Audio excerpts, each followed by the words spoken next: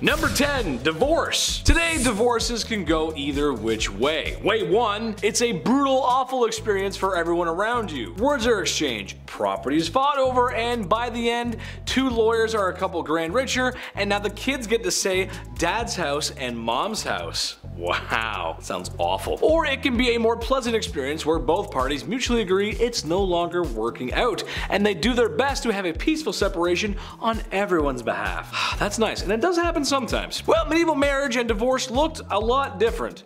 Who would have thought? 800 years ago, who would have thought? The main part of divorce really was just being the annulment of the marriage, assuming it was allowed. Rules changed depending on when and where it was. Whereas today, like my long-winded joke at the top of this segment, there's much to consider in a divorce, especially the estate. That's probably the main thing is the stuff. It's all about the stuff. The marriage itself is the least of people's worries today. But back then, it was just about not being married anymore. I want the bricks in the house. Like, what are you gonna, in medieval times, what are you gonna fight over? Like, I want the cows is mine. Number 9, off with the head. Another way to solve the issue of divorce and marriage was to get rid of your spouse. The same way Polly Walnuts got rid of Mikey Palmis. Gabish? You know what I'm saying?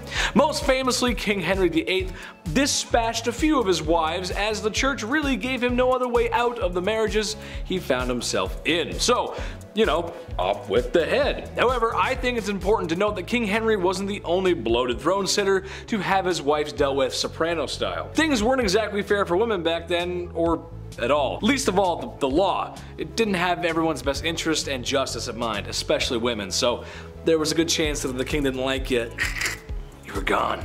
Happened all over. Number 8, adultery. There you were, standing like a wallflower at your town's clubhouse. Ours was called the Lions Club, you know what I'm talking about, small towns. Wearing a little old thing your sister lent you.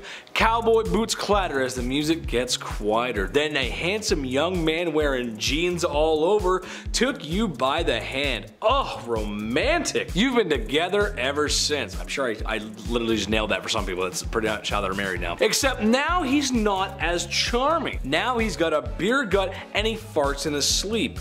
Ugh. Oh well, that's married life. I'm sure the medieval people went through a very similar process. What am I getting at? Well, when you get married, it means you're with that person forever. That includes the bedroom. Well, kings and queens of ye olde times ignored that rule. Besides the obvious political reasons for marrying, which I'll get to later, what was the point of marrying for love if you're just gonna have 30 mistresses or a secret lover? I would list the kings and queens who partook in this, but it would simply be easier to list those that didn't partake in that. You know what I mean though? What's the point? What's the whole point of doing it if you're just gonna, yes, we'll love you together forever, and then, how you doing? It just doesn't make any sense. Number 7, soldier on trial. Things weren't all bad for ladies back in medieval times. Sometimes they were given the benefit of the doubt, like in medieval France for example, where if a woman did desire a divorce, there was a non-violent way to get one. She and her husband would meet in front of a group for proceedings regarding their marital prowess in the bedroom. Of course, why else would I be talking about it? Meaning she had to prove that he could not prove himself a man in the bedroom. Happens to a lot of guys. In a nutshell, that means a group of people would handle, grab, stare, and examine a man's gabagool, pichadille, sausage, Woody the Woodpecker, the olive branch, the Edmund Fitzgerald, the ballpark hot dog, the ambassador, the trombone, the one-eyed Bob, and the heat-seeking trouser rocket. That's a good one. You guys get the point. It was a very embarrassing process, but if he couldn't produce results in front of prying eyes, then, well, that means she's leaving. You imagine that? Number 6, no Irish grandma. In society, we've decided that there are rules and laws, and rules that really just need to be followed in order to have an effective society, like no harming others or laws that help keep us safe. However, there's some laws that just don't need to be said. Some rules are self-explanatory, like no diving in shallow water. Yeah, that makes sense. You don't want to hurt yourself. No pooping in public. Of course not. I would never. I promise. And you can't marry your nan. That's right, you can't marry your nan. Yes, that's right. A law from medieval Ireland hits us with a marriage law stating that no man shall marry the wife of his granddad. You see, that's when you didn't have to tell us. We knew that. I knew that. Everybody knew that. Marriage laws were changing at the time because of English rule, and a lot of other laws were changing too, but the close family nature of their marriages, well, things get a little confusing. It was just about the time. I'm not allowed to say I don't think, but it was that's what it was. So they were changing laws, but it was kind of gross. Ugh. Now I feel gross talking about it. Number 5, a toast. My favorite part of a wedding has to be the speeches or the toasts. They're always way too long or too personal, or you know what, just too depressing, just way too sad, just tears. You're like, why? Why are we talking about this? It's a nerve-wracking part, even as a guest, just to get up randomly and be like, okay, look at me everyone, hi.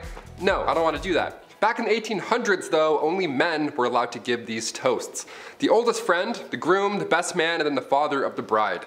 The whole thing would have been done in 8 minutes. Guys suck at speeches. They're just like, a lot of ums, that's all I'm saying. Wedding toasts go back as far as the 6th century BC. When Greeks were getting married, the father of the bride would drink the first glass of wine just to make sure it wasn't poisoned or anything. Romans would also drop a piece of burnt toast into the wine in order to make the wine taste less bitter, hence the term toast.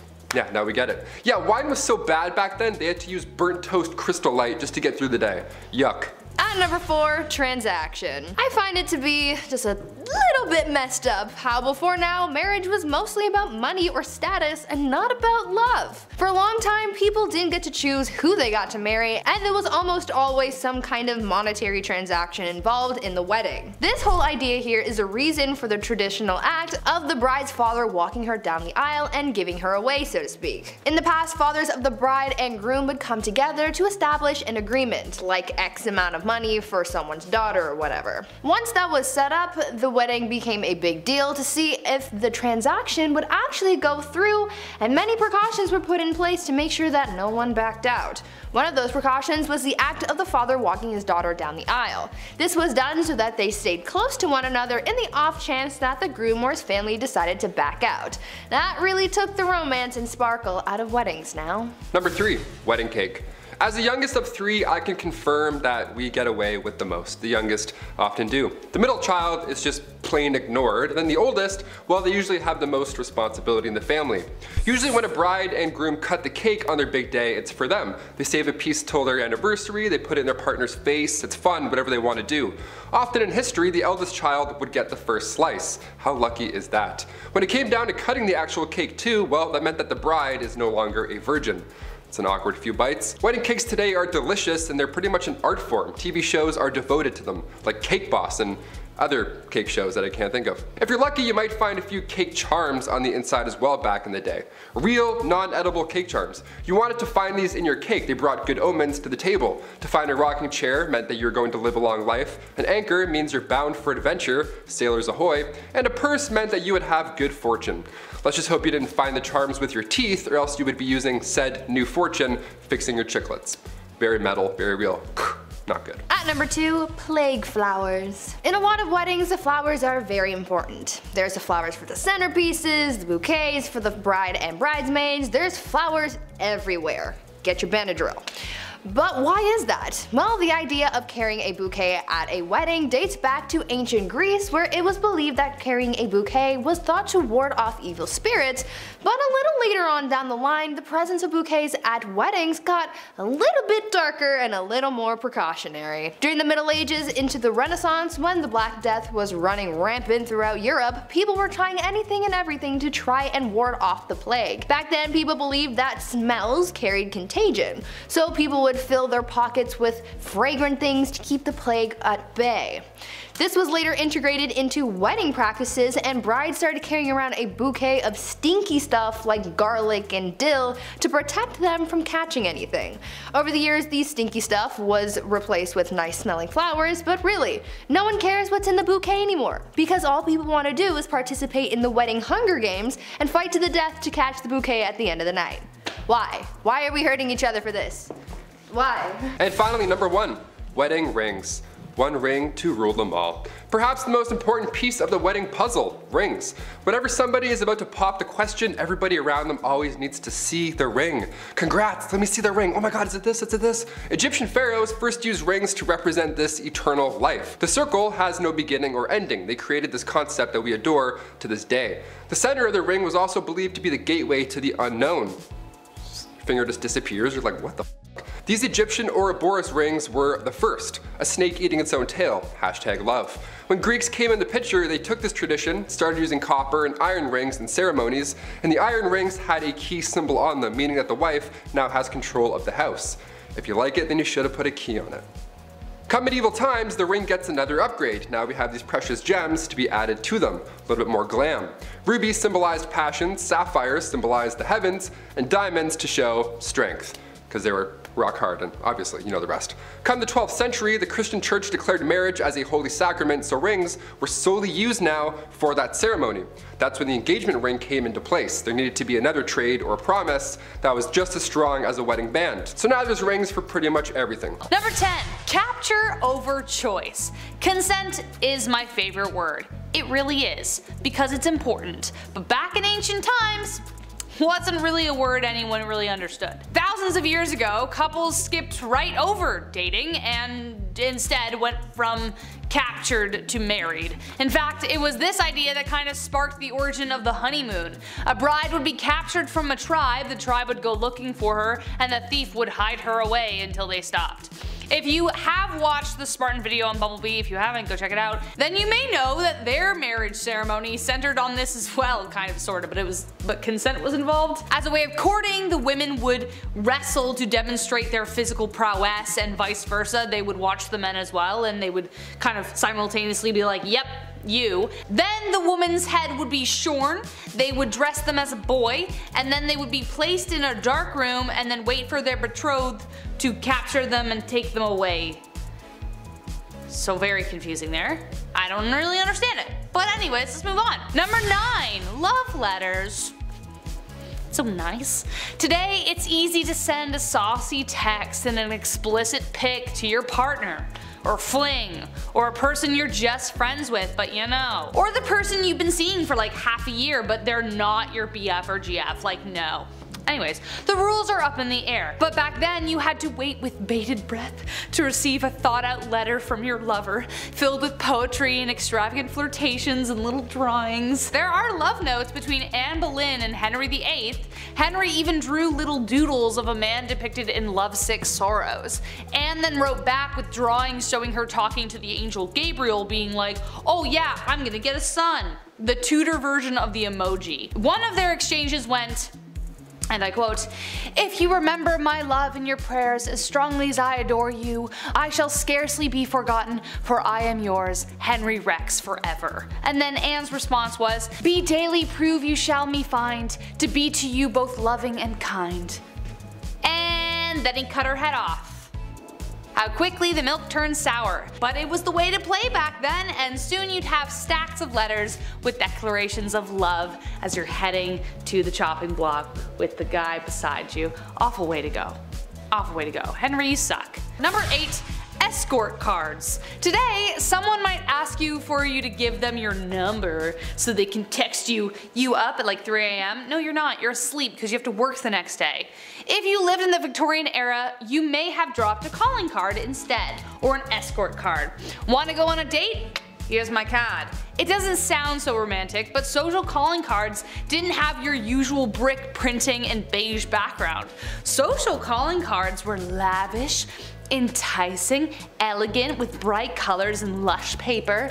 If a man wanted to court a woman, he would hand her his calling card, which would not only include his name, but compliments to her. Kind of like a Valentine's Day card, but every day of the year. If a woman was the bee's knees and she was unmarried, she'd often return home with stacks of them. If she was particularly fond of one of them, she might take up the offer presented with the card, the offer of escorting a woman to and from a future social gathering. She would send her servant to deliver the news with her own calling card in response. This process was repeated several times and either amounted to something steady or flittered out. We all know what a ghosted text feels like, so I imagine this would be kind of the same. Number 7. Knives. Huh? If someone ever hands you a knife outside of lending it to you to eat your lunch, be wary, they may be trying to court you. In some Nordic countries, some courtship rituals involved knives. In Finland, for example, when a girl came of age to start courting, her father would give her an empty sheath to wear. It would be attached to her girdle, and when a suitor liked her, he would put his knife in her sheath. If the girl was interested, she would keep it. If not, she would give it back. Good old non-verbal communication. No. But also imagine putting a knife into the hand of someone you just denied. Ooh. If she kept it, this was also a signal to other suitors that she was taken and not interested in pursuing others. The idea of giving a woman a token of affection that she could use to signal her own interests is seen in many cultures, such as… what's next? Number 6. Spoons! We talked about knives that fit their sheaths, now let's talk about spoons. Spoons? Dating back all the way to 17th century Wales, suitors would give ornately carved love spoons. They would make it from a single piece of wood to show his affection to his intended. On the spoon, there would be engravings which would symbolize intention, i.e. an anchor, for instance, would mean I desire to settle down, and the vine would mean something like love grows. Rural peasants used wooden spoons to eat and prepare food, so carving spoons to use every day was a usual chore. The most beautiful spoons were kept therefore to keep as gifts, to give to those you loved or wanted to. The better the spoon, the finer the details, the finer the craftsman, the better the husband, which signaled to the love interest that they were reliable and skilled. The tradition is not specifically unique to Wales, in fact it happened in many Celtic countries. Number 5. Mamma mia!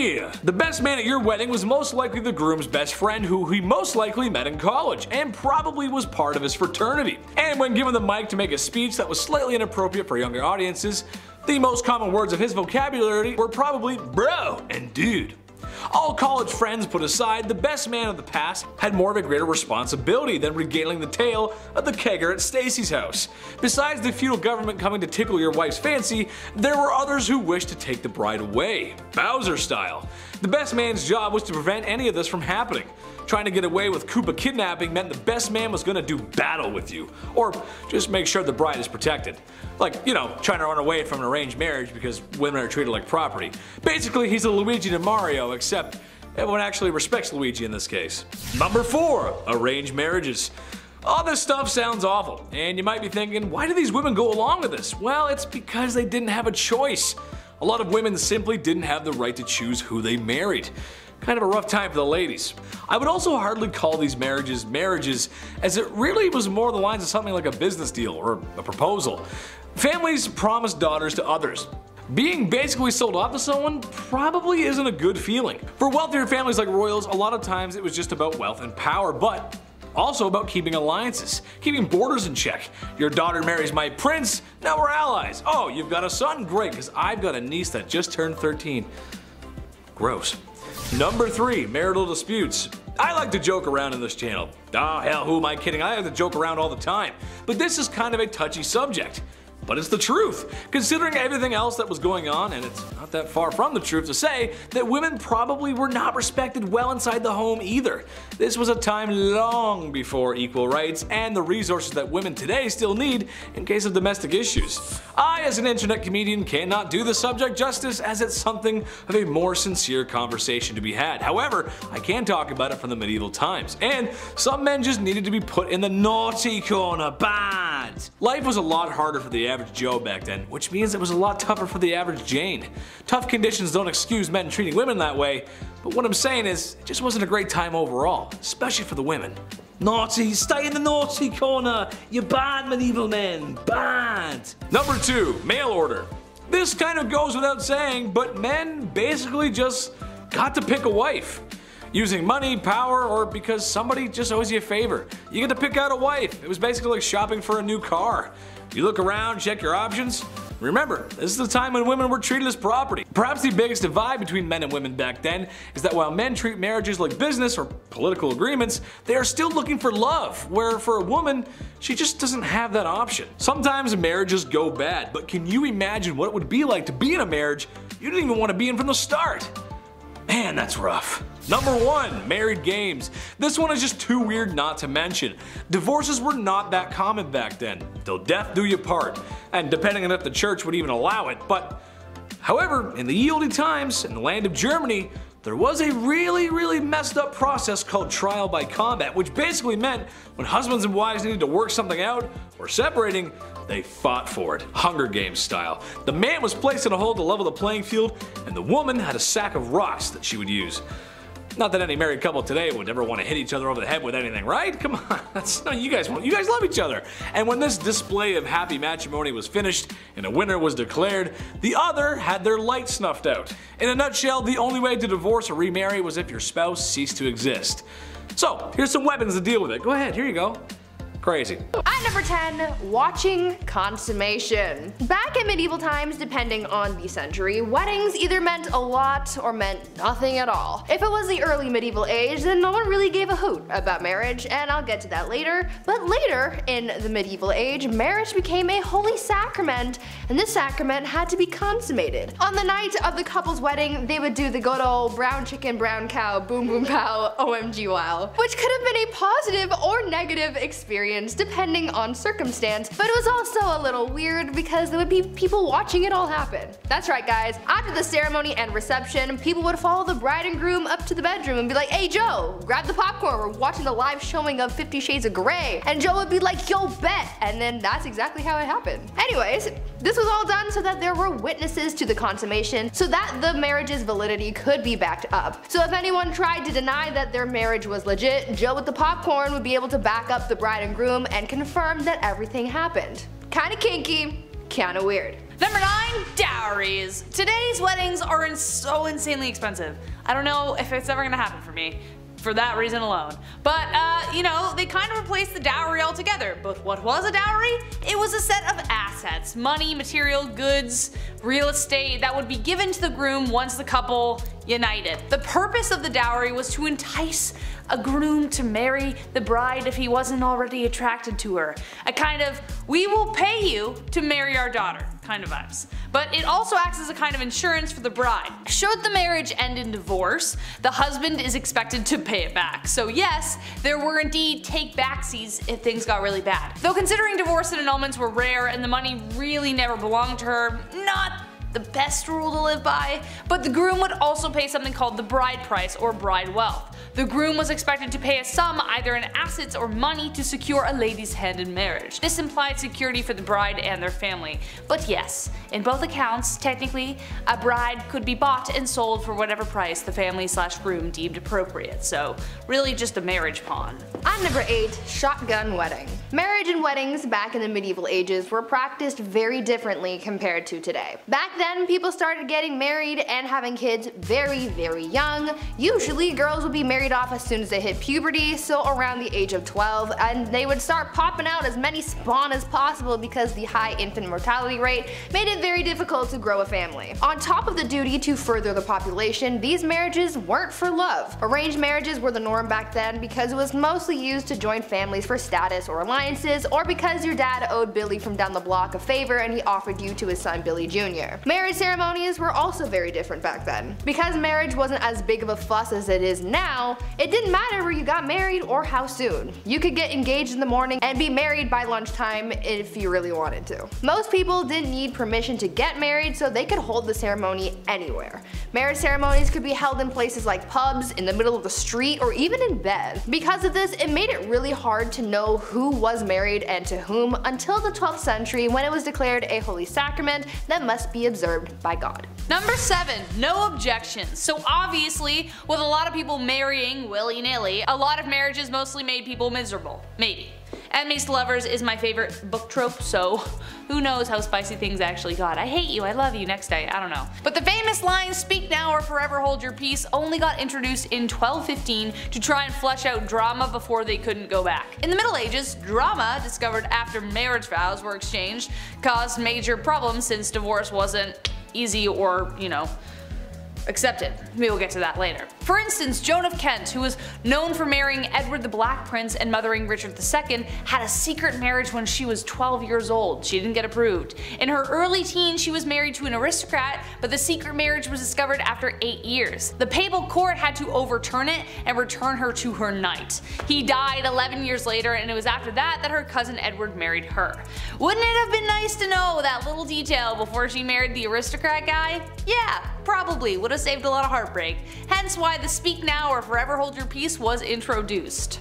At number 6, shoes! Back in the days of old, shoes were apparently a huge staple in society. They were pointy and weird and expensive and complicated and were even integrated into marriage practices. During the wedding ceremony, it was a tradition for the father of the bride to take one of the bride's shoes and give it to the groom. The groom would then tap the bride on the head with the shoe in a token of his authority. But the shoe traditions don't stop at bopping people on the head like little bunny foo-foo. You know how these days there's a tradition of throwing the bouquet at weddings, and apparently whoever catches it is the next to get married? Well, that tradition sort of came from the medieval tradition of throwing shoes at weddings. Instead of throwing flowers, brides would throw shoes at their bridesmaids to determine who was next to walk down the aisle. Now this whole bride throwing things idea has failed me before because I caught a bouquet once and I'm as single as ever, so maybe someone needs to chuck a shoe at me or something this time. Please. In our number 5 spot today we have wedding baths. This is one of the most serious of all of the wedding traditions that were seen in ancient Greece, and it was a key part of the pre-wedding rituals for brides-to-be.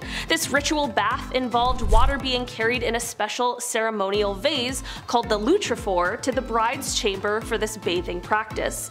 This ritual was actually so important to the people of the time that much of the time, should a young woman meet an untimely fate before being married, they would still perform this bathing ritual on the woman post-mortem. Sometimes they would even be buried with the ceremonial vase as well, even though they had never had the chance to marry. This ceremony was intended to purify the bride and also to enhance her ability to have children. It was seen as the most important milestone in a girl's journey from adolescence into adulthood. In our number 4 spot today we have courtly love. So we've discussed a bit about how medieval marriages were mostly about the transferring of wealth and land and really didn't have much, if anything, to do with love. This would obviously be a less than ideal way of living, so to make things a little more bearable, there was the practice of courtly love. This of course was for members of the court, and it allowed lords and ladies to experience love despite their marital status. This was actually a huge hit, and so many people became involved that there ended up being a list of rules posted, one of which included the rule, "Marriage is no real excuse for not loving." The courtly love saw people doing things such as dancing and giggling, and if they really wanted to get a little risque, they'd even hold hands. Sex, of course, was forbidden, however, because there are some boundaries while you're married, alright? It's just sad that people were in these loveless marriages and had to resort to things like this, all because they simply weren't allowed to marry for love. I am glad though that they were able to have some kind of freedom, I guess. In our number 3 spot today we have double consanguinity. Double consanguinity is the case that comes up when there is consanguinity from 2 sources, meaning some sort of familial relationship from 2 places. This was important in medieval times because it was common for 2 siblings in one royal family to marry 2 siblings from another royal family. The children of these couples would be considered double first cousins. They would be allowed to marry as first cousins, but they technically had an even closer biological relationship than first cousins did. This might be a little strange to a lot of us now, based on most of our ways of living and the law, but these rules were formed before the concept of genetic relationships and DNA was even known, so there of course would seemingly be nothing wrong with it during those times in history. In our number 2 spot today we have the Viking party. Okay, we've all been to a wedding before where we maybe got a little too loose, had a little too much fun, but let me tell you right now, no one did it like the Vikings. An important aspect of a Viking wedding ceremony was mead. It was a legal requirement for the bride and groom to drink a specially brewed bride ale together at the feast that took place after the wedding ceremony. It was an important step in making sure that the marriage was a binding one. The happy couple would need to ensure that there was at least a month's worth of ale ready for the wedding day, and it needed to be continually drunk throughout their honeymoon as well. The first serving of the bride ale was presented to the groom by his new wife in what was known as the loving cup. Before the groom takes his first sip, he would likely consecrate the ale to Thor by making the sign of a hammer over it and a toast to Odin. Then he would sip the ale before passing the cup to his wife. She would then make a toast to Freya before having her sip, and then it was officially party time. In our number 1 spot today we have purity. Of course, women have been subject to the weird standards of purity for hundreds and hundreds of years, but it was so bad in the medieval times that it was very common for women to have to take a type of purity test in order to assure her new husband. We won't get into the multitude of reasons why that is both horrible and extremely bizarre, because we would be here all day, but I will talk about this test that they felt necessary to do. For royals, the wedding night was usually watched by observers, which is very weird, but in an even weirder turn of events, after the marriage was consummated, it was normal for the sheets to be checked for blood. For people who were lower class, they didn't usually have observers, but there was apparently a rule for these couples that would allow the local ruler to have sex with the bride on her wedding night before the groom. But this is debated by some historians, and I truly hope that this one is actually untrue. At number 10, veil. Through this video, you will come to find out that a lot of the wedding traditions that we practice these days have some pretty messed up origins. We'll get through a lot of them throughout this list, but let's start off by talking about the bride's veil. These days, a lot of brides choose to wear a veil on their wedding day. With so many different styles to choose from, this accessory is known to add that extra little pizzazz, little spice to the look. But throughout history, veils were used for different things, some of them being a tad bit messed up. Just a smidge. The rather obvious reason for brides to wear a veil back in the day had to do with religion and staying modest. But this hasn't been the only reason for veils. In ancient Rome, brides wore veils because it was believed to be effective at warding off evil spirits. The most messed up reason for the veil though, at least in my opinion anyway, has to do with the wedding transaction, so to speak. Since back in the olden days, marrying your daughter off was seen as more of a transaction, brides would wear veils to cover their faces and they wouldn't be lifted until after they were proclaimed husband and wife, so that the groom wouldn't be able to back out if he didn't like how his bride looked. Seems pretty messed up to me, but what are your thoughts on it? Tell us down in the comments. Number 9. When doves cry.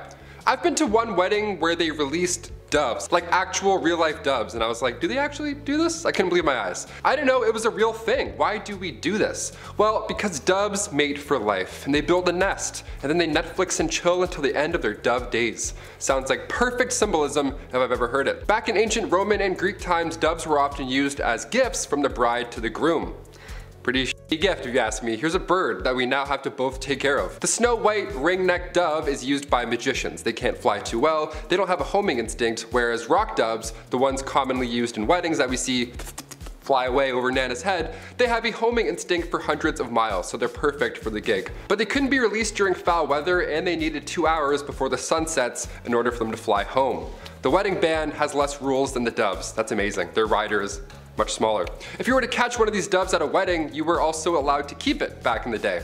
Also, great hands. I don't know who's catching birds or why they want to keep it and put it in their pocket, but you do you. At number 8, best man. These days, the role of the best man normally goes to the guy who's closest to the groom, whether that's a brother or a best friend. But back during the time where women were married off like property, the role of the best man was very different and was all about protecting one's assets. Back then, bride napping was actually very common, so if there was someone else who wanted to marry someone who was already promised to another person, they might try and steal her away for themselves.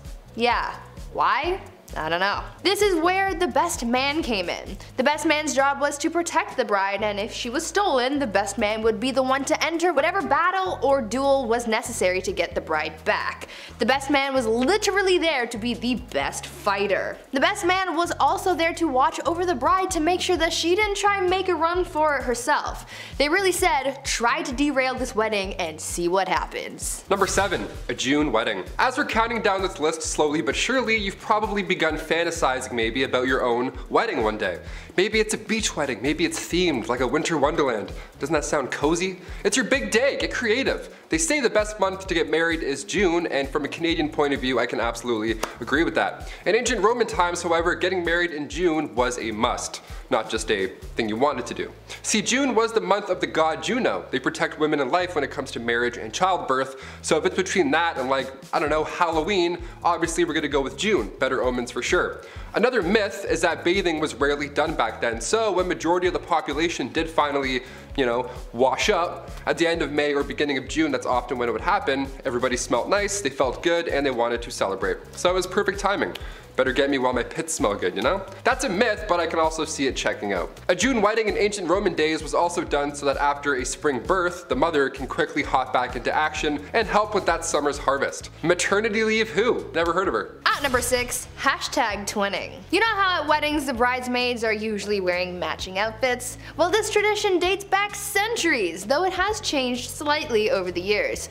Remember how I mentioned that people would sometimes try to kidnap the bride on her wedding day? Well, other than the best man and the groomsmen trying to play their part in protecting the bride from being taken, the bridesmaids also played a part in that too. The bridesmaids used to dress identically to the bride so that it would make it harder to spot her and therefore prevent anyone from kidnapping her. This practice dates all the way back to ancient Rome and feudal China and didn't really start to fade out of tradition until around the 1880s. These days you get a couple of gifts from the bride for being in her posse, but back then you didn't get anything and you had to risk your safety for your girl Becky, who doesn't even want to marry Jeff down the block. I don't know. Number 5. Emo girl. All the Forever Alone people, raise your hand. Let me hear you roar XD. I like to joke around a lot and say I'm a lawyer, a firefighter, and the cutest guy on the whole wide internet. But if there's one thing I know, it's people. I like people. I love them. I spend a lot of time with them, and after hearing this, I've come to the conclusion that this is where the emo girls come from. I figured it all out. It's down to a science. I'm a scientist now. Do you ever get that feeling in your tummy on Valentine's Day because you know it's going to be another one alone? And you'll be forced to be on your own, and that means sad music and crying in your room. Same, it's Drake's Marvin room for me. Well, single women in Victorian times had similar issues. Since women were expected to marry and have kids, single women who were also forever alone were pitied by society, which I argue is just way worse. No one wants to be pitied. Ugh. Number 4, gold diggers. She take my money when I'm in need. As she travel. Okay, anyway, back to the actual content. Well, not exactly. While today in a place like sunny California, you might see an older man with a woman who's half his age. Maybe he's driving a nice car, or she's got on the very best and latest from Louis Vuitton. Stylish, yeah. Most of us think some thoughts about what we might think is going on there. We can kind of be judgmental sometimes when we see things like that. However, looking through a lens of 2022 to Victorian times might make the women of Victorian times appear to be gold diggers, but in reality, it was because all of their financials were tied to their husbands, legally too. Which, if you can imagine, that system didn't work too well. What if your husband is broke? What if your husband is running amok with sultry lasses on the street corners? Like I said before, no divorce, but even if she could leave him easily, supporting herself afterwards was going to be an issue, especially financially. Number 3, birth factory. Just pump them out. The faster the better. Quantity over quality. Just get them out. The use of birth control, as you can tell, was not a common practice. Anyone who's over the age of 25, ask your grandparents how many brothers and sisters they have. I'm willing to bet it's in the 6 to 8 range. Let me know in the comments below, I'm curious. A trend that would continue for a few decades after. Education is important, and I'll get to that in my next part. Women were simply expected to act this way. Maybe it was the sign of the times since the Industrial Revolution was in full swing. Maybe the factories needed workers, I don't know. Which, in case you didn't know, they used children as employees. Maybe not so nice. Unfortunately, that was when there was an issue, and there were many. They had no HR to go to, and that was the least of their worries, really. Number 2, no school for you.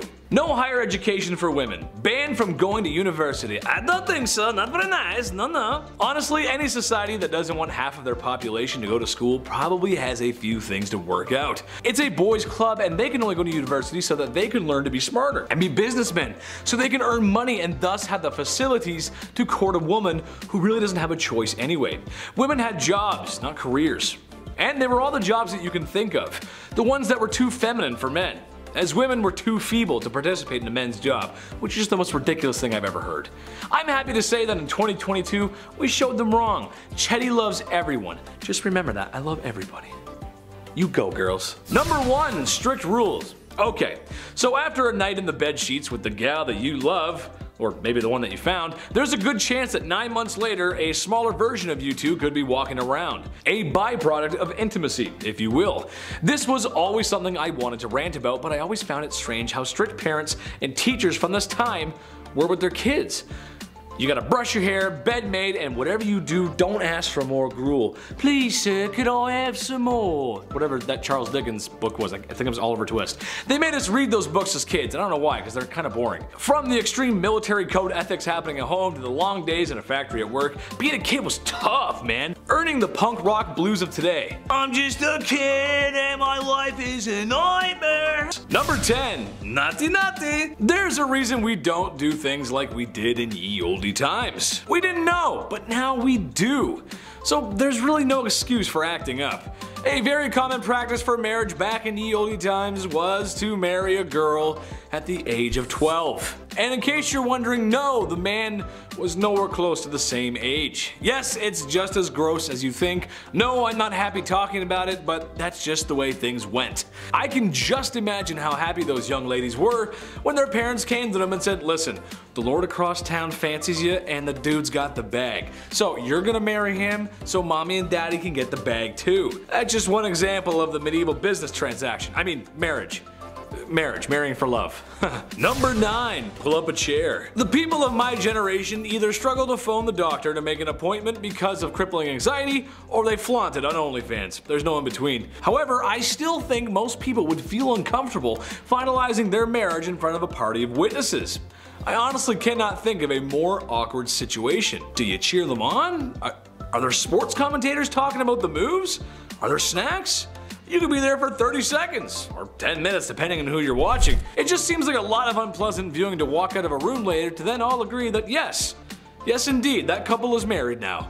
But hey, that's just how it went. Witnesses or family would watch you do what animals do on the Discovery Channel. Number 8. The birth factory. Soap and sanitation is one of the greatest things ever invented. Don't you just love taking a hot shower after a long day? Oh, I know I do. Hygiene was not the greatest back then, and while not the only factor, it did contribute to a high infant mortality rate. It was just one of the many factors. So, when young women were married, and married rather quickly, it was time to start pumping babies out. It's more of a quantity over quality kind of thing. Before marriage was declared a holy sacrament, these things were happening everywhere. Pubs, town squares, heck, even in your house. Now, for the people at home, can you tell me how you feel about the holy sanctity of marriage?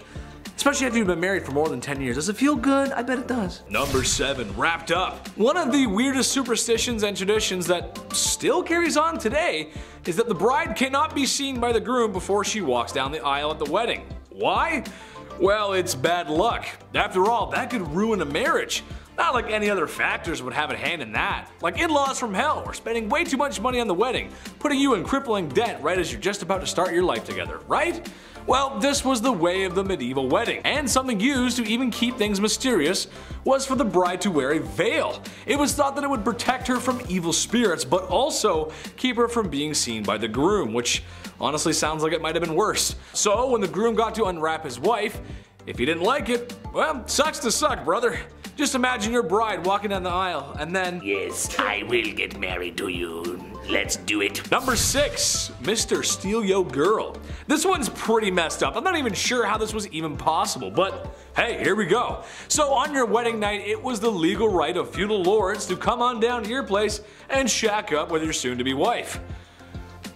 What? Who most likely was a virgin? That's right, the government would come down and fornicate with your wife. Sounds just like the IRS. Anyway, this messed up tradition is somewhat shrouded in curiosity due to its extremely uncomfortable nature and its legitimacy. It may or may not have happened, or at least if it did, it might not have been as commonplace as some people may think. Moving forward, I think it's safe to say that this tradition can stay in the past, as there's no need for the mayor of my town to be sweet talking to my wife during the wedding. Hey, Mr. Mayor, you get your hands off of her. Number 5, Jolly Lad. When people think about certain magazines that depict lewd imagery, you probably only think of Playboy. The bunny imagery was good marketing, honestly, just smart. But what if I told you the Hefmeister wasn't the first to publish such a magazine, or imagery? Back in the Victorian era, there was some saucy imagery being produced. The government had outlawed such indecency, but this only made the lewd picture industry move underground, where naturally it flourished. Especially in major cities. And if you knew where to go and how to ask for one, you could purchase something from the hidden menu. Kind of like when you go to McDonald's. Yeah, there's a hidden menu there too. Google it and see for yourself. I'd repeat what my favorite one is, but I would be in trouble from the YouTube gods. And I've been treading on thin ice this whole video, so Number 4, the first counterculture. The 1960s were a very important time for many different people. Black Americans were fighting for their rights, music went from holding hands to strawberry fields, if you know what I'm saying, and everything that your parents told you just kind of felt wrong. If you grew up then, you know what I mean. I know people like to make fun of hippies, but there was some good ideas there. Well, in 1890s England, they were sort of having the same thing happen. Obviously not as strong as a push as it was in the 60s, but still. Basically, after all the oppression towards bedroom relations, people began to open up. Not literally, just open up thinking wise. That's really gross, don't repeat that. There's only one way we all got here. Unless you're a test tube baby, of course. In that case, thank you for watching CT133576-2. To some historians, this makes sense. When you push and push for things to happen or ban, eventually people will push back, especially if it's something like bedroom time. Everybody likes a little bit of bedroom time. Valentine's Day wasn't too long ago. Remember that? It was good. It was fun. It was good fun. Number 3, Jack the Ripper. While the man's numbers don't compare to any of the other horrible people in history, he's unusual because of his brutality and the fact that he was never caught. Jack the Ripper was maybe the first modern serial unaliver. He haunted the streets of Victorian London and is responsible for claiming multiple women's lives, women of the evening to be exact, and they began to know the name Jack the Ripper. Now, we'll probably just have to show you pictures of Victorian London or maybe some B-roll of a shadowy figure because there ain't no way we can show the crime scenes. There's probably a dozen different theories on who done it. Some say it was multiple men using his name as an alias, some say it was Prince Albert, there's even some who suggest that he was a she, and which explains why women were so easy to go off with Jack. That actually kind of makes sense to me at least, and why no one really would be looking for a woman back then. Kind of makes sense.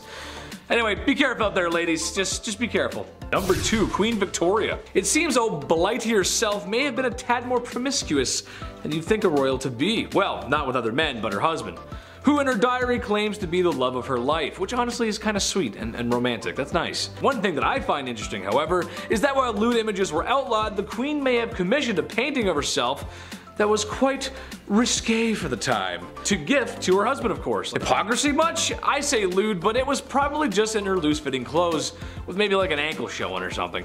Still, unusual behavior for the Queen. I'll remember that for next time, Blight. I'll remember that. Number 1, Prince Albert.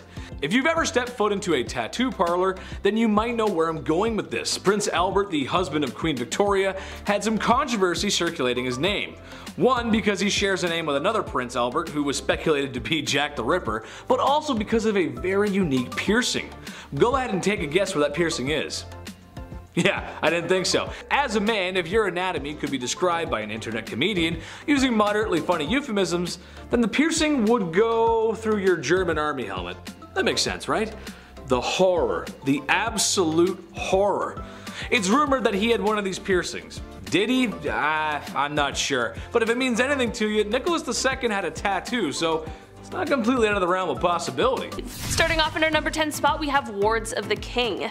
This messed up marriage tradition comes from the Dark Ages, the medieval times, and during these times, since people were seen less as people and more as what they can provide, orphans who were wealthy female heiresses, as well as wealthy widows, all became wards of the king. That is dark in itself, but since marriage is all about money, the king used these people to his advantage. These women could be married off to the men of the court who wanted to increase their wealth and land, or a lord who would also be able to sell her marriage to the highest bidder in order to make up for the loss of income she would have provided.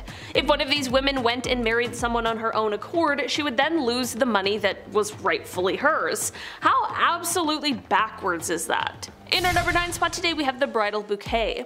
The bridal bouquet is definitely a classic staple in Western society now, but it wasn't always just a nice aesthetic touch. The idea of the bridal bouquet has a much different history. It is said that ancient Greek brides would often wear wreaths of mint and marigold meant to serve as an aphrodisiac for the newlyweds, but I want to take us over to the Middle Ages. During this time, things and people were filthy. The concept of hygiene didn't really exist in the way that it does now, and this meant that people were usually pretty smelly.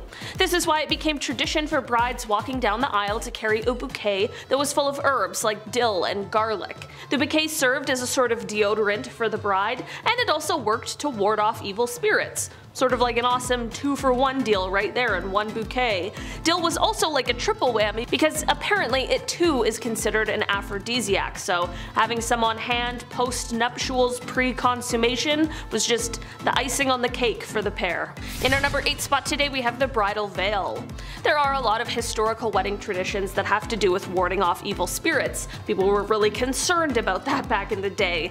This is one of the major factors behind why the bridal veil was created. Back in Roman times, the veil was actually a red sheet called a flammeum, which was meant to look like fire so as to scare off any evil spirits that were lurking around. In Greece, the veil was often yellow for the same reason. Over time, the color changed, but the intent remained the same. It was worn as a sort of protection. In the end, another reason for the use of the veil was to assist in arranged marriages. What I mean by this is that back in the day, when marriage was simply more of a business exchange than anything, sometimes veils were used to hide the identity or appearance of the bride from the groom. Definitely not the most kind tradition there's ever been. In our number 7 spot today we have wedding rings. Both wedding and engagement rings are common in our society today, but this practice has been around for quite some time, although it used to mean a very different thing. The tradition of wedding ring exchange can be traced back to ancient Rome, but it wasn't an exchange that happened between partners at the wedding ceremony, and was instead something that was given by Roman men to the father of the bride as a symbol of his purchase. This practice later evolved into the bride being given a gold ring that she would wear, which was meant to symbolize the fact that the groom had placed his trust in her. He was trusting her with his property. As for the reason we wear rings on our 4th finger, well, rings have been worn on many fingers throughout history, but the reason why this finger was chosen was because it was believed that the 4th finger held a vein that led to the heart, which in Latin was called the vena amoris, or the vein of love. In our number 6 spot today we have the bridal auction. Ancient Mesopotamia had a slew of rules and customs regarding marriage. There's one thing that the Roman historian Herodotus recorded quite well. While many of his stories are largely unreliable, this is one ancient wedding custom that has thankfully been lost to time. The bridal auction was exactly what it sounds like. It was an annual market where young, available women were auctioned off to be married. Those who were considered more beautiful were auctioned off first, and those who were deemed less desirable were auctioned after, along with a quote monetary compensation which was said to make up for their appearance. Harsh. Some of the most wealthy men in the area would come to the auction to find the most attractive girl possible, but even some of the men without a bunch of money came to bid a bit later in the game. Number 5, the bedroom trial. So divorce, again, wasn't a thing. On the upside of dying early, it potentially meant that you weren't locked in a marriage for too long. If the marriage did end, it wasn't a divorce, it was an annulment, which was very expensive. A common reason this happened was due to consanguinity, which was close relations by blood or marriage, which was forbidden. Other grounds would be adultery, leprosy, and impotency. Also failure to concede to the marriage debt, which was the obligation for both spouses to engage sexually. It actually didn't matter where this happened, you had to do it even if it was in a church. It was a big deal. Enter the bedroom trial. Court cases from the 14th century show records that bedroom trials took place that would determine whether a marriage should continue. The bedroom part is exactly as it sounds. The man and the woman were placed in a bed together and were to be watched by the wise women for several nights. If over the course of the night the man's member remains of no use, i.e. impotence, then it was determined that the marriage should end. But the wise women were most likely either complete strangers or the groom's grandmother. So I doubt that would have helped with the getting it up part. Poor guys. At number 4, marrying the country. If you married an entire country, does that count as polygamy? Are you technically married to everyone in the country, or just the one country as a singular unit? These are the shower thoughts that I wish I could ask medieval queens, but unfortunately they died a long time ago, along with their marriage secrets and probably some recipes for poison too. Back to this whole marrying the country idea though. Back in the medieval age, when someone became queen, they had to get married more than once. For them, it wasn't just about marrying their spouse, they also had to marry their country. This process was called consecration, and it was something that a ruler had to go through in order to be a legitimate queen. The queen would go through a symbolic marriage to the realm, complete with prayers and a blessing and a ring and a crown. It was essentially like a real wedding, except the groom was a nation of people. Sounds like a happy marriage to me. yeah. Number 3, the veil. As we have determined so far in our list, love wasn't the primary reason for marriage, especially for nobles, so as a result there were quite a significant amount of arranged marriages. Besides the symbolism of humility and purity, it was also used as a way of disguising the bride entirely. The bride would often be wrapped from head to toe to protect her from evil spirits. This tradition goes all the way back to ancient Roman times. That's one explanation, but during arranged marriages it was more literally used to hide the face of the bride from the groom. So if he didn't like what he saw after he literally unwrapped the package, well, too bad, she's yours now. Eventually veils progressed to being much smaller, but the tradition of revealing the bride to the husband to declare ownership remained a tradition even to this day, kind of, except now it's more romantically idealized. Did you see Priyanka Chopra's awesome veil in that? You know the one. At number 2, long distance marriage. You know how during the pandemic people started having Zoom weddings? Well, in a way, people have been doing something similar since the medieval ages. Back then, a lot of weddings were simply for political reasons, and so a big ceremony was rarely needed. So when 2 people from different kingdoms were getting married, they didn't necessarily need to be there for the wedding. Instead, they could send proxies and have someone marry their new spouse on their behalf. This would be the legal binding of marriage, you know, the paperwork side of things. But once both parties could finally meet in person, then they would hold a second ceremony with all the pomp and circumstance that you would expect. And yes, it still included the whole watching the consummation thing. Ew.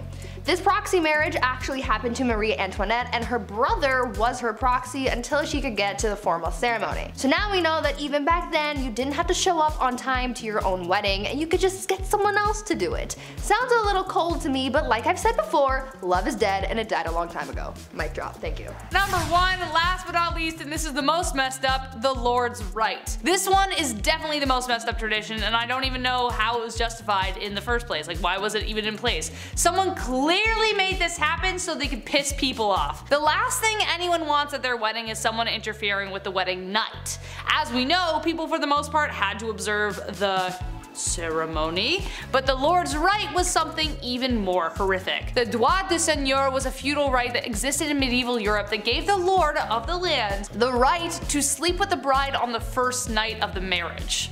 That's right, so most often they would take the bride's virginity. Now, just how often this right was carried through is debated, but if your lord had a particular vendetta against you, it wouldn't be surprising. This right could also extend to a lord taking the virginity of every woman in the village, even if they didn't want to get married. It was ridiculous. However, late Middle Age and Renaissance era texts don't clearly determine whether this practice ever occurred. Texts from 15th century Switzerland references the Lord of Mar demanding the right of the first night or a hefty fee, so either you pay for it or I do it. The droit de seigneur was depicted in Mel Gibson's Braveheart, which added to the infamy of the idea, but no physical evidence determines whether any lord actually did it, but it did technically exist. Gross. Number 10, Boy Jones. What's more intimate than a stalker? Am I right, ladies? If there's one thing women have loved throughout history, it's having every second of their privacy being watched by some creepy man, right? No. I can only imagine it's been worse since the dawn of smartphones and social media. That must be horrible. Well, as it turns out, there were some real creepwads in the Victorian era too. The Boy Jones was a stalker of Queen Victoria who on multiple occasions snuck his way into Buckingham Palace, one time escaping with a pair of the Queen's underwear. What? Arrested multiple times but still somehow found his way back to the palace. But what they should have done was swap the Queen's underwear for a pair of mine after a shift in the garden center I used to work at. Oh yeah, nobody's coming for you after sniffing those bad boys. Oh! Number 9. Graceful words. This was a time when ladies were supposed to be ladies, and that means manners are on the table and elbows are off. Dresses were worn to not show ankles, God forbid an ankle or wrist bust out. I think more importantly, however, or rather unusual that is that women were expected to talk a certain way. Good evening, Mr. Burrows. You must excuse my tardiness. There was a dreadful man screaming at me because my ankles were shown whilst mounting my carriage. Your what was showing, love? Oh, you hurdle it. I can't believe it. Excuse me. I must be someone else. I don't need to tell you guys how ridiculous that is. I say fly off the handle, ladies. Wear what you want, do what you want. Number 8. Shots. Not the kind I like. Well, I don't know about you guys, but nothing ruins the mood for me and my lady like being fired upon. Yikes. I'd like to stay the night, kid, but the automatic gunfire coming from outside is starting to get to me. See? All gangster impressions aside, things must have been that way for poor Queen Victoria as she was shot in her carriage in 1840. A young man fired 2 shots at her carriage. More attacks would actually follow in the coming years. It's kind of hard to feel that certain kind of way after bullets go grazing past your pretty face. The worst thing that ever happened to my generation was making sure nobody was home when you were studying with your boyfriend. I was too busy playing Call of Duty, but at least I never got actually shot at. You know what I mean? That's just a good thing. Number 7, expectations. Alright, this one goes out to all the married ladies in the audience. Hello, how are you? I'm doing great, thanks for asking. I'm curious as to why you got married and what your expectations were. Did you marry your high school sweetheart and live happily ever after? Maybe you had a shotgun wedding and after one night at the saloon. Maybe you just really wanted to find a nice man and settle down, start a family, be a mother. I think any of those options are great, so as long as you have options. In Victorian England, you were expected to do the latter. Women were expected to get married and have kids, and that's about it really. My question is, why were ankles and wrists an issue but giving birth isn't? What I mean is it's kind of a compromising position to be in. All I'm asking is that the girls get treated fairly and given choices and be allowed to show some ankle. It doesn't make any sense. You can look at her business down there but you can't show an ankle? That doesn't make any sense. I'm a magician. Number 6, double standard. Divorce sucks. It's no fun. The person you once loved and cherished is now the villain in your story. I love McDonald's and I don't ever want them to be the villain in my story. I love you guys.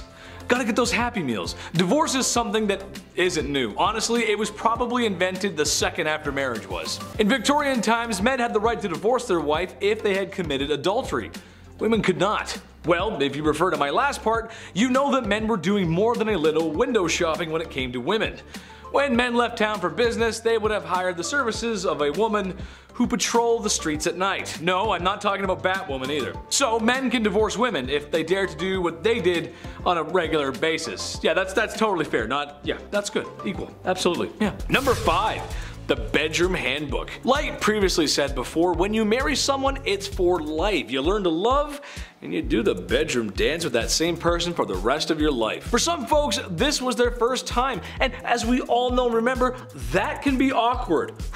Well, imagine if you had a booklet or an instruction manual on what to do when that time comes. Like a Lego manual. Although sometimes even those can be a little confusing. I always have to count the pieces. I get it confused. Well, some churches back in the oldie times were doing such a thing. The Summe Confessorum, as it was known to be called. It detailed exactly on what days were allowed to make the devil's dance possible. By the time all the rules were read and followed, you were boiled down to a small window about once a week, or sometimes none at all. And especially not on Sundays. Ooh, you better not do that on Sunday, man. Ooh, that's the wrong time to do it. Never do it on Sunday. Number 4, Dragonborn? This is actually kind of cool. So in Viking and Norse weddings, there was a very unique tradition. We'll call it a tradition where the very handsome and brave groom would be tasked with a quest.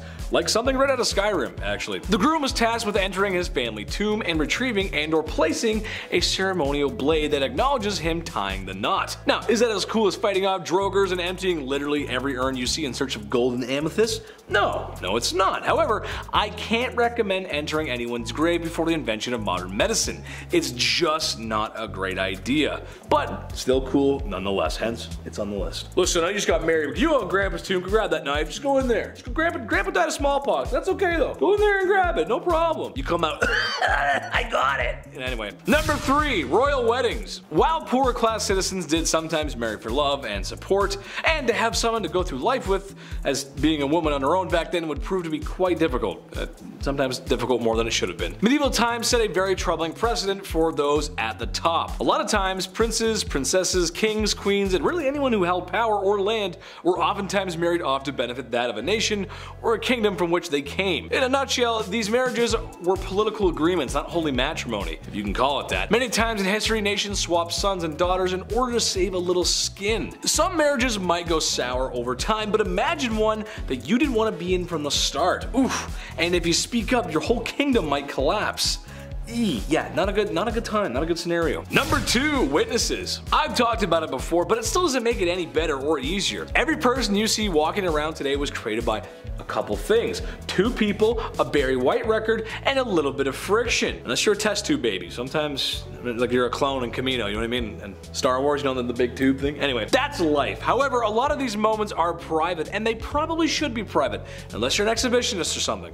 That's how you do things. Well, a lot of times for a marriage to become official, established members from your village or community would come and watch you consummate the marriage. Yes, that's right. Mom, dad, the bishop, heck, maybe even the gravedigger down the road because he's got an important job. My question is, what do you say when that's happening? Do you cheer? Do you laugh? Do you...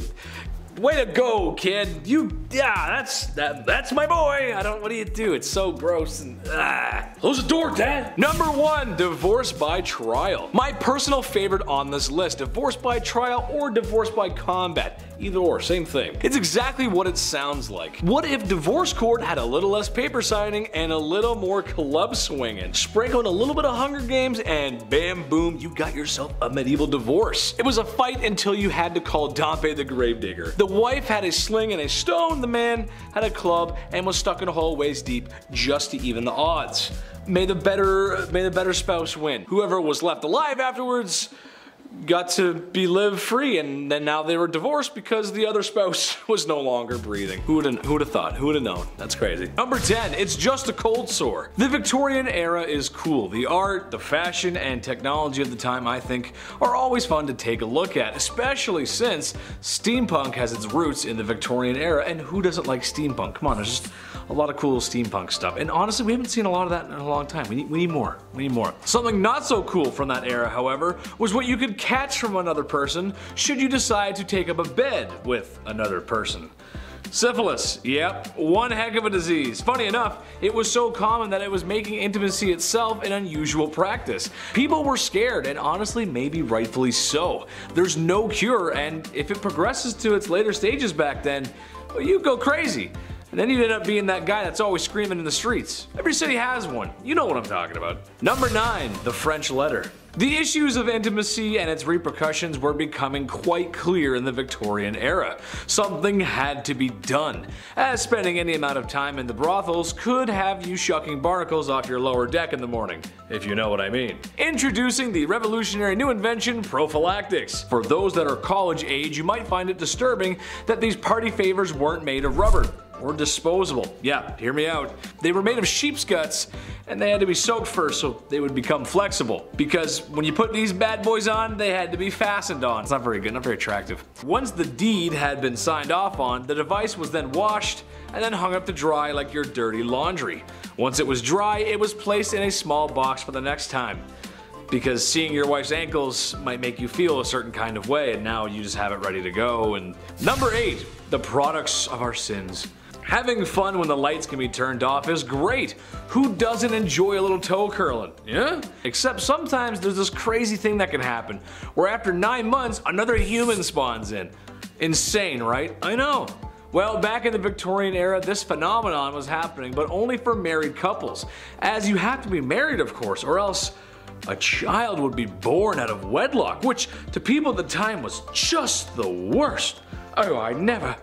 These stigmas were not favorable for women, as some preferred to avoid that kind of press by abandoning or straight up just unaliving their children. Horrible, just horrible times. Just another one of those good old wholesome times in history where we were treating women with the utmost respect and decency. Very nice. We were actually not very nice. Number 7, diet. Bedroom misconduct was becoming a huge issue. Refer to number 9 and 10. While women did get most of the blame because, well, you know, history, men did get some of the blame. The issue of intimacy for men could be described as barbaric primal sense. So how do we curb this? How do we stop men from acting on these caveman urges, ooga booga? Well, simple really. Men just have to stop eating certain foods, as it was thought at the time that food had a link to the misconduct, or rather, the overabundance of bedroom-related issues, including mustard, pepper, rich gravy, beer, wine, cider, and tobacco. And if you weren't paying attention, that's basically the diet of every man in Victorian times. Not sure how a jar of finely prepped mustard would get you flustered, but okay, sure. The beer makes sense though, you know, have a few beers, and even the mop leaning over in the corner looks pretty lonely, and boy, that mop has lovely hair. Number 6, job market. Ladies of the evening, women of the night. Women who make beds go bump in the night. They were everywhere in Victorian London, a lot. It's partially related to some of the points I previously mentioned. Now, I'm not here to say it's necessarily a bad thing. Personally, I don't think it is. As they say, it's the oldest profession in the book, with an estimated 80,000 women working in the night by the late 1890s. You'd have to be crazy to miss that. I mean, they were literally everywhere. With numbers like that, there's something for everyone and in varying price ranges, as they can be found in brothels or townhomes set up by the wealthy men for their mistresses, pretty much anywhere trouble likes to spawn. Even some artists took advantage of this by living with the gorgeous girls of the evening, as going behind closed doors with one was debatable, but becoming friends? Now that's a social transgression. Becoming friend, how dare you befriend the people of the night? Number 5, dating and dangerous. So fun fact, after the Victorian era, slash kind of during, going on dates was scandalous, like pretty kind of ooh. The term date is a relatively new term. It was coined just before the turn of the century.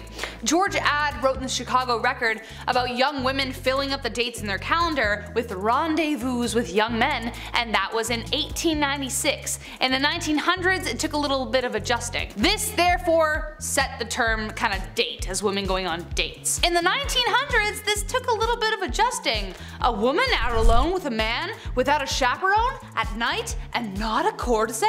How scandalous! As more and more women started doing it, people weren't sure how to react. Law enforcement even got involved because they would see a woman alone with a man and be like, she's a woman of the night, and then they'd arrest her, or they would be confused. But either way, in the eyes of the law, dating kind of became a crime. Women making a date seemed like they were pulling something else, so sometimes it was illegal to date, though other times it was like, dude, just stop, we're trying to go get dinner. Leave us alone. Number 4, the art of the fan. Ooh. Being entirely open about who you were pursuing could raise a lot of eyebrows and damage one's reputation, so nobles often had to code their advances behind the art of the fan, mostly women, actually all women. If you have ever seen Dangerous Liaisons, you may have noticed Glenn Close elegantly using her fan to seduce and manipulate gentlemen callers around her finger. And that really how it was. It was all a game only the cleverest suitors could decode. Carrying it in the right hand in front of your face? Follow me. Placing it on the left ear? I wish to get rid of you. With the handle to the lips? Kiss me. A society lady in the 18th century was expected to know how to elegantly handle and hold a fan. This also helped differentiate between social classes. So not only was it used to set up a secret meeting in the garden with your betrothed lover, it was also used to communicate gossip and information. Number 3, classified ads. Today we have so many dating apps, it's dizzying. You can swipe left, you can swipe right for your dream beau, any which way you like. Hinge, Tinder, Bumble, is that all there is? Plenty of fish, I don't know. It may surprise you to learn that this wasn't the first time people tried it this way. Enter classified ads. Or personalized ads. If you were desperate for love and knew your person was out there but you just hadn't run into them yet, you would make an ad. In 1722, a Bostonian took space in the New England Current to put out an ad for, and I quote, "Any young gentlewoman that is minded to dispose of herself in marriage to a well-accomplished young widower and has 500 or 600 pounds to secure to him by deed of gift, she may repair to the sign of the Glass Lanthorn in Steeple Square to find all the encouragement she can reasonably desire." End unquote. It was written by a 16-year-old Benjamin Franklin. Aw, bless. Some would even put out ads that captured the attention of someone they saw in passing. Take for instance this 1748 printing calling for, and I quote, "a lady genteelly dressed. This is to acquaint her that if she is disengaged and inclinable to marry a gentleman who was on that occasion is desirous of making honorable proposals." So cute. And now we know that all those dating apps were just a matter of time. Number 2, wedding ceremonies. Okay, so I can't think of anything I would like least in the world than to have an entire room full of guests during one of the most private moments in anyone's life, especially my parents. Ugh.